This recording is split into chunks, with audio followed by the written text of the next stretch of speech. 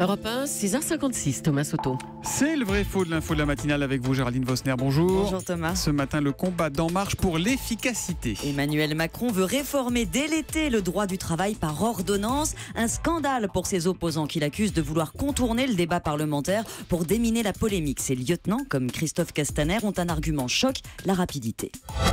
Soit on se dit, on a 2-3 ans, parce que c'est le temps moyen pour une loi avec les décrets pour entrer en vigueur, on a 2-3 ans pour tenter d'aller vers le plein emploi, soit on se donne les moyens d'aller vite.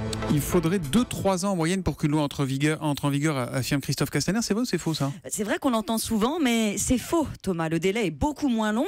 Je l'ai vérifié avec les lois votées en 2014-2015, parmi elles la loi Macron.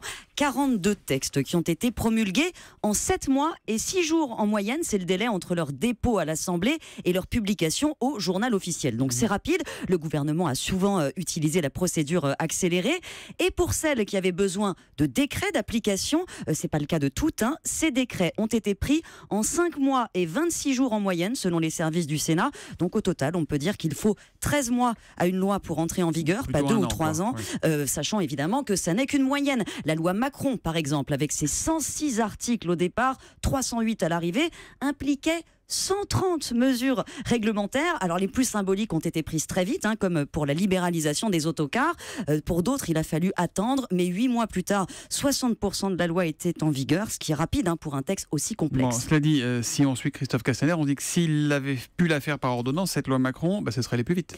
Il aurait gagné 2-3 mois sur les débats, mais les décrets, Thomas, c'est pas le Parlement qui les prend. Ça, les ordonnances n'y changeront rien. Il faudra quand même les rédiger, les publier. Or, ça peut être long. Pour la loi Hamon de protection des consommateurs, il a fallu réécrire toute une partie du code de la consommation.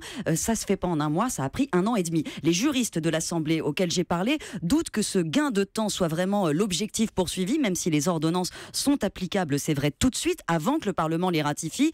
Il s'agit quand même surtout d'éviter de longs psychodrames politiques à l'Assemblée. C'est plus de la politique que du gain de temps, en quelque sorte. Le vrai faux de l'info de la matinale mise en perspective et décryptage signé Géraldine Vosner. À demain.